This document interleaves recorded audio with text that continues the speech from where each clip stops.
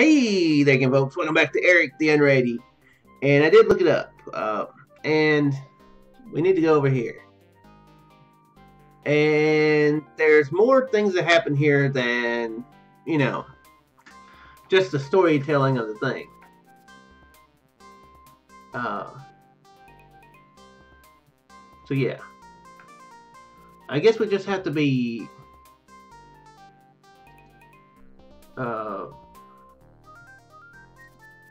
at a certain time. Oh, yeah, here we go. So apparently there's some jugglers that we need to see. The curtains are open, allowing you to. Oh yeah, the auditorium fills with fairgoers eager to see the famous songstress Lily. Lily bumps and grinds her way to the edge of the stage and begins to sing. The temperature in the immediate area instantly climbs by 5 degrees. Okay. My name is Darling Lily, and I'm here to sing for you. My heart is in the right place, and my other parts are too. But any man who wants me has to pass a little test. So stay a while and listen if you want to keep abreast. She shimmies over to the other side of the stage to sing the next verse. 2 men in the front row pass out and are quickly revived with buckets of water that are kept on hand just for that purpose. The test is very simple. It really is a beaut. I'll run you up the maypole and watch as you salute. Just bring me back the clothing that sits atop that tree, and you'll get in the garden to pick my fleur-de-lis. Don't know what your fleur-de-lis is. Lily undulates back to the center of this stage to sing the final verse of her song. Everyone in the first 2 rows rushes forward to the stage. They are beaten back by the security crew. Now Helen had the features that could launch 10,000 ships, but I can bring them back here with a wiggle of my hip. So come on, boys, and try it. If you're tired of being chased, cause apples left unminded are a terrible thing to waste. They really like their apples in this game. The crowd goes wild. Lily leans forward in a deep bow, which almost sparks off a riot. I could see why that would happen in that dress. After an extended standing ovation, I wonder when I was standing, she finally blows some kisses at the crowd and leaves the stage.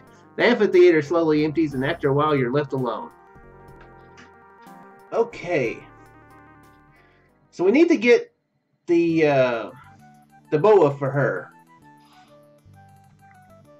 Oh, hands me a note. Examine notes.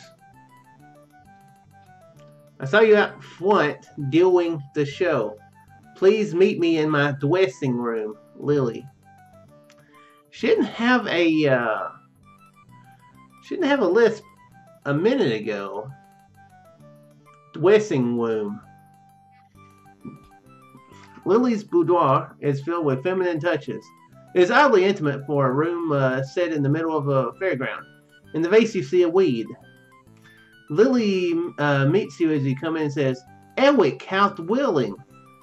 She sits down and continues, I hope you enjoyed my show. I noticed you in the crowd, and I couldn't help thinking to myself, wow, what a guy. She leans forward a little and purrs. I hope this will be the beginning of a beautiful, beautiful friendship. Okay. It is weird that she was able to sing without the lisp earlier.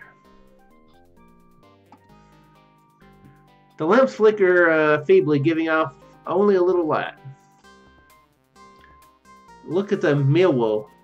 You see a hazy reflection of yourself. Okay. Within the vase, you see a weed.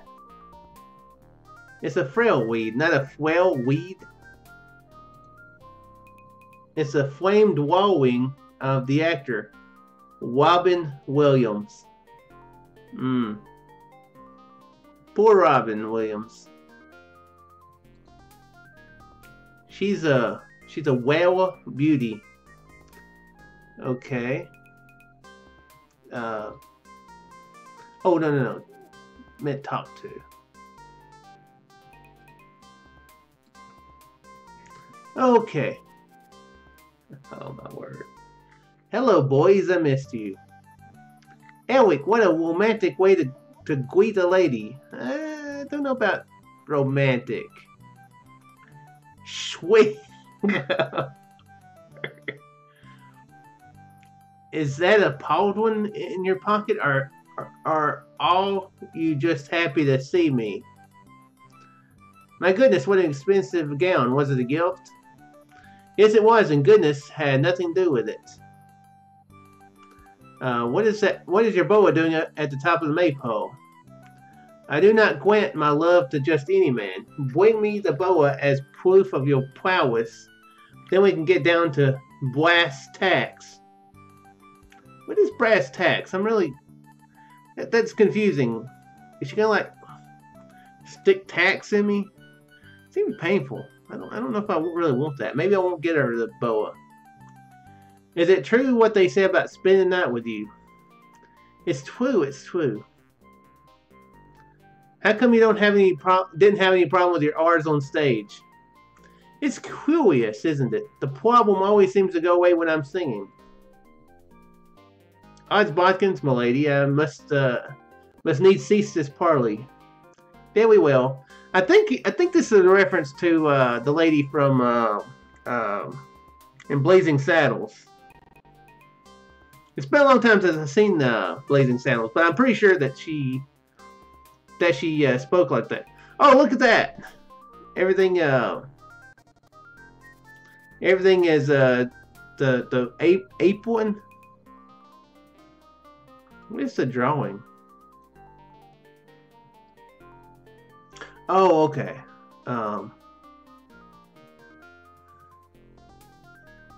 Can we take the drawing? Lady puts her hand on yours and says, "Please leave that alone. It's private." Okay, can we take the weed? Wing me the boa, big boy, and you can have anything you want. Okay.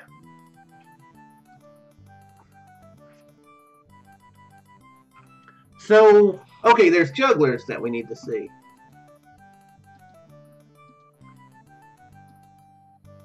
Okay, so what if... Okay, wait.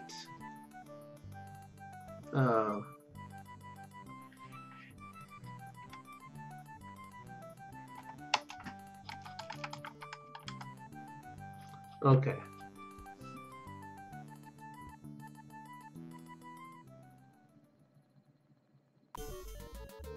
Okay. Okay, good. The amphitheater fills. A troop of jugglers comes on stage and they begin tossing bizarre objects back and forth between them. After a while, they challenge people in the audience to toss them something they can't juggle. Oh, you know what? I just realized I forgot to save it. Oops. Got to save it between the episodes.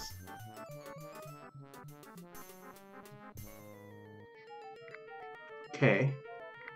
So I think that's what we need to leech. I did see that something about the leech for these guys.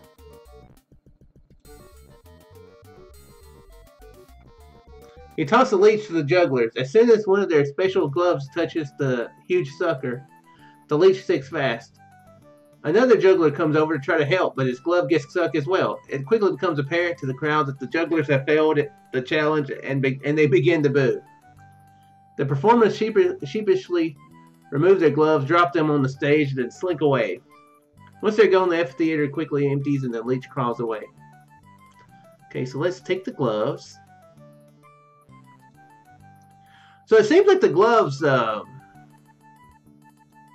helped them like hold on to stuff. So yeah, I think that means that we can climb the maypole with it.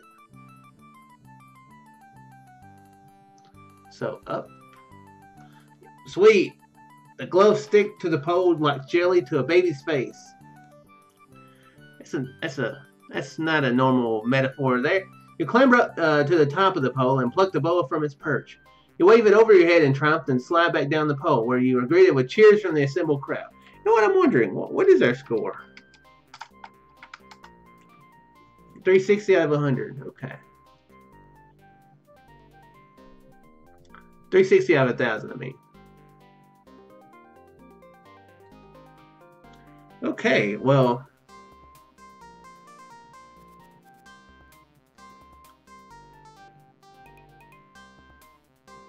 I'm delighted to see you again, especially if it means you have recovered my boa. Okay, well let's give the boa to Lily here. See how grateful she is. Oh, Ewic, how thrilling! She throws her arms around you and gives you a kiss. Then she wraps a bow around your neck and says, "You may wear this as my champion as you begin the second half of the quest to prove you love me." What? Second part, you cry, but I did as you asked. Repelling a greased pole shows agility, Ewic, she replies. And agility is nice, but it doesn't prove that you have the strength and the daring I crave. To demonstrate that, I must ask you to bring me the head of the ravenous raven of Rangoon.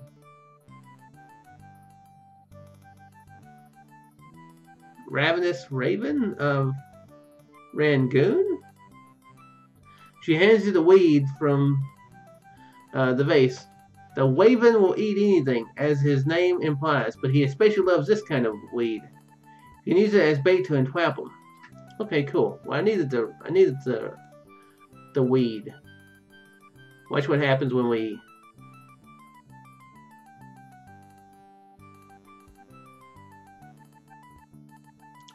That got me. I was really confused about that before. I remember being confused by that when I played this the first time. Which way is it to the, okay, to the west. So now we give the reed to the musician.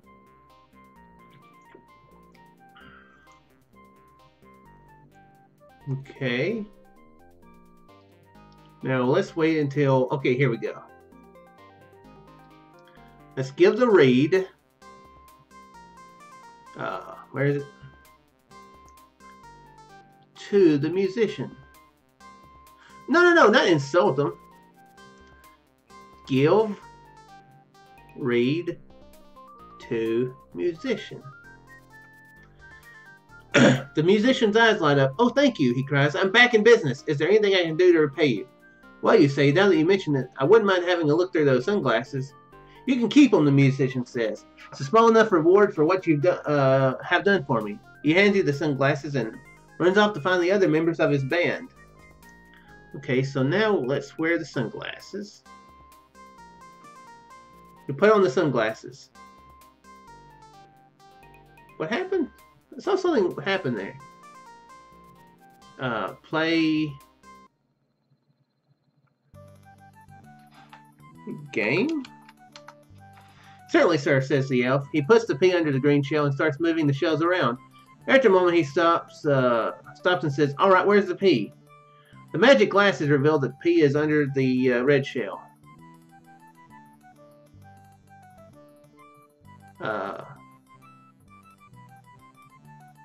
Can I take?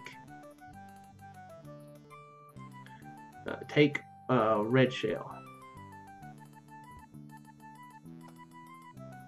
You turn over the red shell. The elf's face falls and he looks quite a bit older. "You win," he says. He gives you the woodcuts. "I've got to go find a spot where people don't have glasses like that. I'm not getting any younger, you know." He packs up his gear and leaves. Okay, so we got the woodcuts. Oh, oops. It's a collection of woodcuts that show silhouettes of Lily in a variety of poses that make your eyeballs sweat and your ears steam. I didn't know that eyeballs could sweat. It's going to say there are some balls that sweat, but that's not information that needs to be mentioned. Okay, so I think we need to give, this guy's a perv. Let's give him the woodcuts. Dang it. Give woodcuts to Barker. Wow, would you get a load of them gams? The Barker grabs the woodcuts out of your hands and begins an intense study of them, losing all interest in you. Okay, so I think we can leave with the crossbow. The Barker pays you no attention as you leave. Okay, so what are we supposed to be doing for her again? We're supposed to beat the Raven? I haven't seen any Raven though.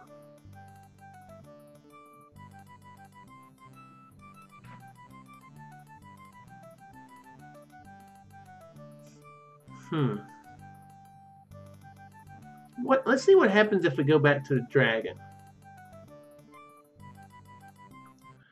The Dragon's Lair is a huge dark cavern ruled by the very dragon who now looms before you. The monster seems invulnerable to attack. Oh, except, of course, for the vulnerable spot on his tail revealed by your magic sunglasses. In the darkness of the cave behind the dragon is a magic ring. The object of today's quest, the raw stake of eternity, is also visible in the shadows. The only exit is to the east. Suddenly, the dragon's vulnerable spot shifts to his breast.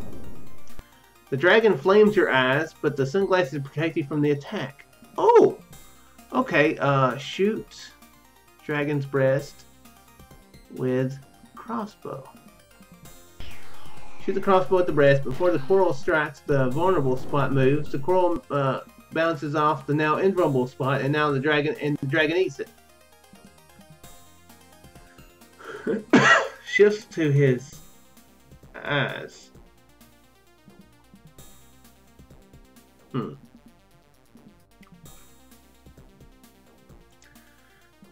So I'm guessing that let's see what happens.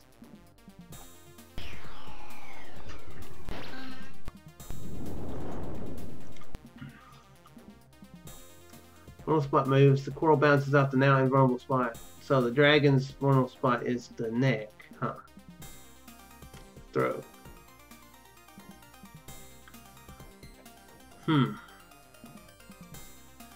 So we need to shoot not at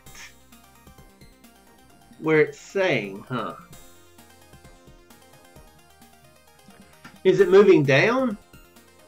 Throat. So would it be breast now? Or talons? Let's actually aim at the talons. Shoot dragon's talons with crossbow.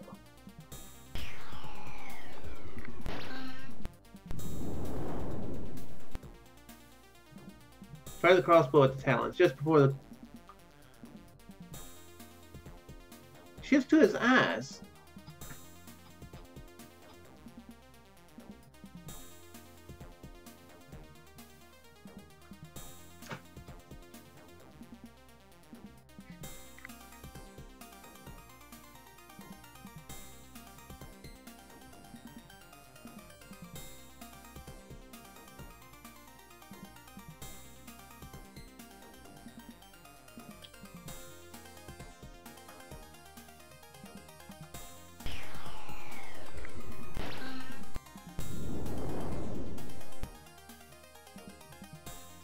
Okay, so the apron was important. Okay.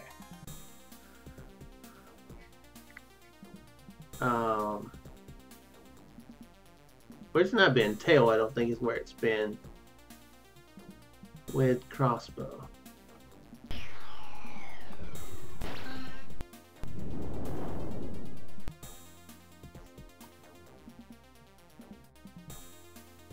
To his breast. Can we take the ring, maybe?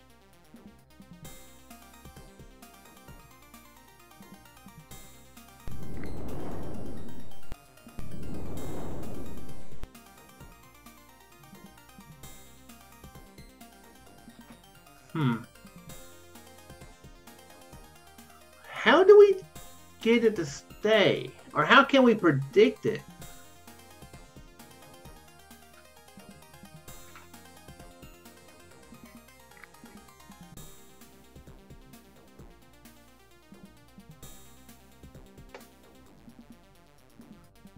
Me is an option.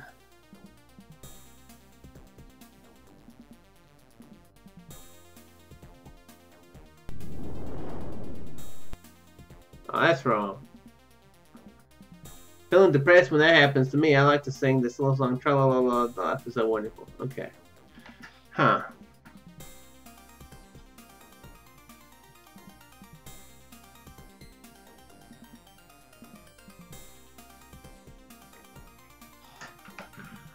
Okay, let's see if we're missing something. I mean, we're obviously missing something. The shades, play with the whoopee cushion. So they give you, okay. Oh, we could use the whoopee cushion to get the fool's cap. Okay. Perform an offensive act. Okay, yeah, we got the apple. Got the apron. Woodcuts, yeah.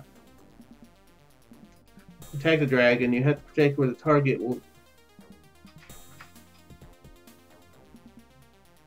You have to predict where the target will move to the next before you fire. Well, how do you predict it, though? I'm not seeing a pattern. So I guess you just have to get lucky?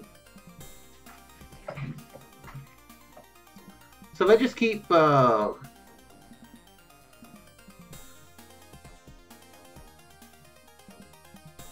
just keep shooting his breast, will eventually work. To his talons. Seems like it does feel like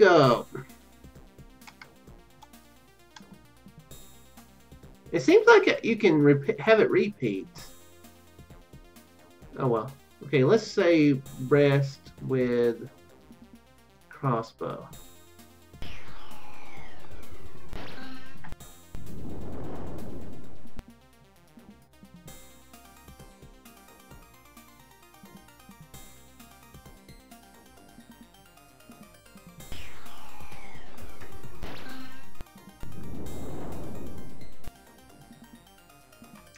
Okay, to its talons with crossbow. Is it going to go back to the tail? No, it went to the eyes. Huh. Yeah, I don't see a pattern here. So I just keep shooting at its breast, will it work?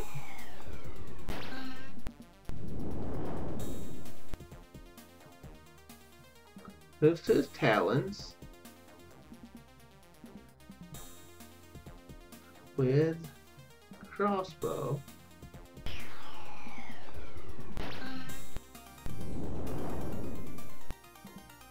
To his throat. It hadn't been the throat in a minute.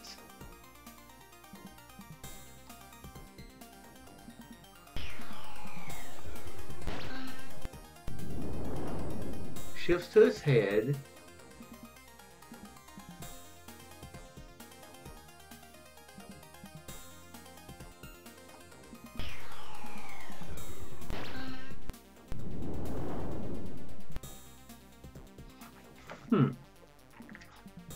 Okay, so I'm thinking maybe... Okay, here's the thing. If I shoot at his talons and it goes to his breast, I'm going to wonder if...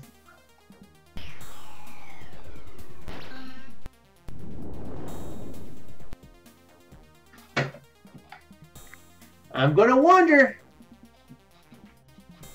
What is the thing here? I'm guessing that because I changed it up is why I did that.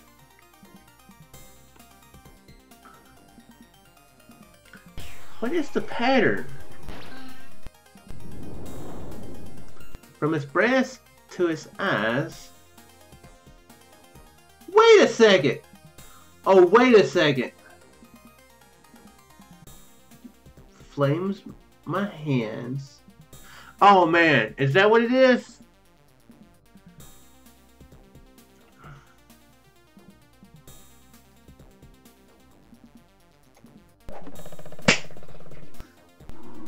I should have figured that out way sooner. Fire the crossbow at the talons. The vulnerable spot moves right over your target area. The coral strikes. The dragon shrieks with a great hiss of escaping air.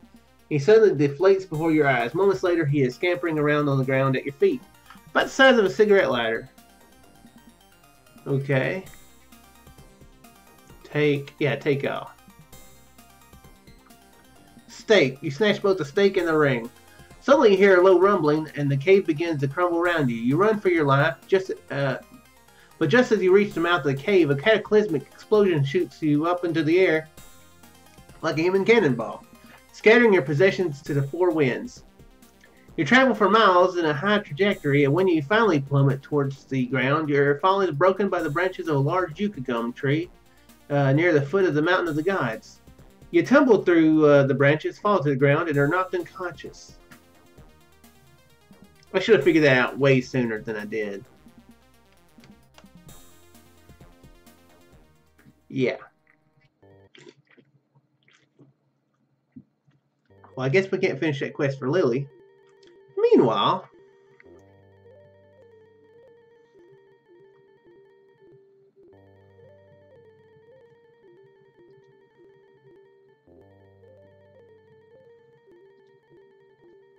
Oh crap, I think I screwed up again.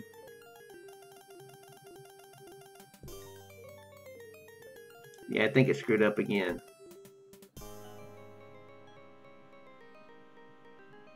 Is it gonna go? It's gonna go?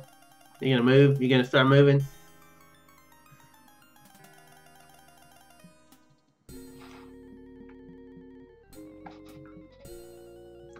I don't know what I did. This is no game, you know, on a more modern computer, so... Yeah. It's not gonna be perfect.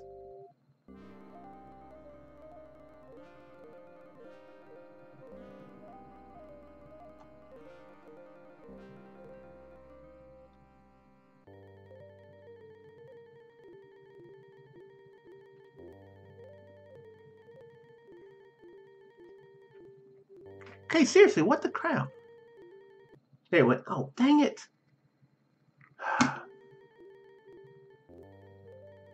Pisses me off. Well, we missed that cutscene. Dadgummit.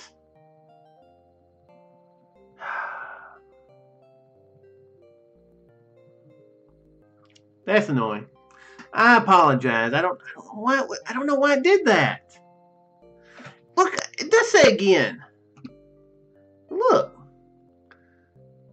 I would try it again. It wasn't doing it. Basking in the shade of a tall yucca gum tree, whose limbs are thick with juicy leaves. The tree is too big around to climb, but the lowest branch juts from the trunk just over your head, tantalizingly out of reach. Nearby, a lone unicorn grazes in the pasture. From time to time, he lifts his head and eyes you warily. To the west is the famed Temple of Virgins, and the rest that rests in the shadow of Mount Spa, the Mountain of the Gods. You see a newspaper here. Now let's examine the newspaper.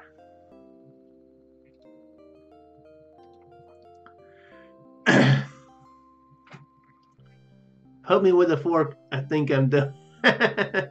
Famous minstrel seeks anonymity and unusual disguise. Giant demon bats exercise from dragon cliffs. Excuse me. A coven of demon bats was driven out of the dragon cliffs yesterday by a 6-year-old child. She's got the power, ain't no doubt about that. What? Commented the gibbering old woman who acts as a frequent confidential source to the Inquirer. The girl was apparently unaware of her special power and believed she was making mud pies at the time the exorcism occurred. I have no clue what that's a reference to. Next time. Puppy killed in cart accident. A young puppy was killed yesterday when it was struck by a cart driven by an unidentified two-headed elf.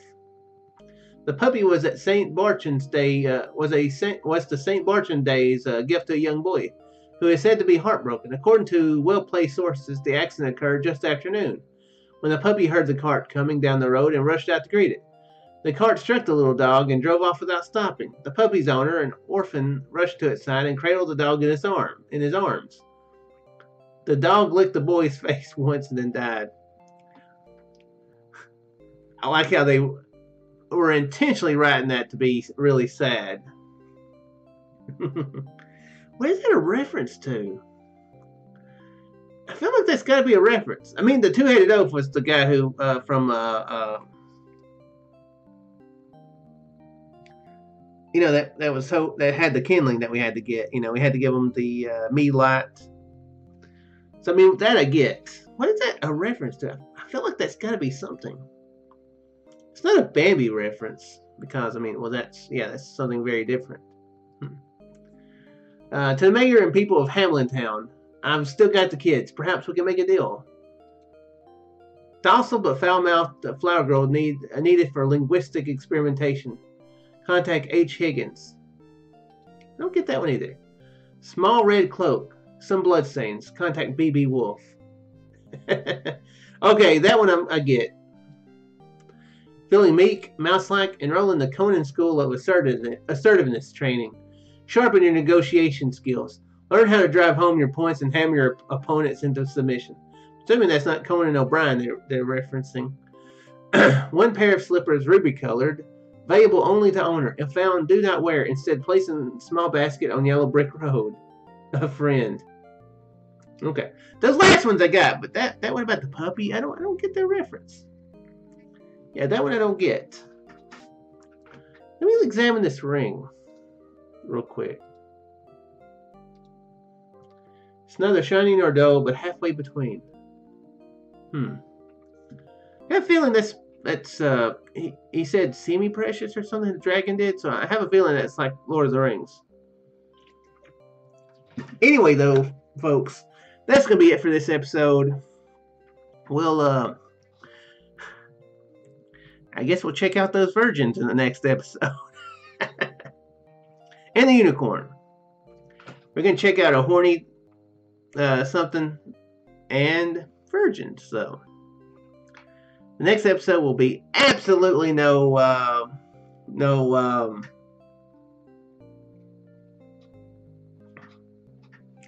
what's the word for you say stuff that sounds dirty but it's not, but it is?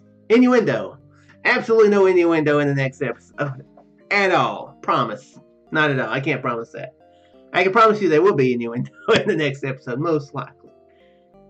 I mean, I might actually forget that'd be innuendo-ish, but most likely not. Anyway, folks, I do hope you enjoyed. If you did, leave a like, let me know what you think, and subscribe if you haven't. And I'll see you in the next episode. Later there, folks.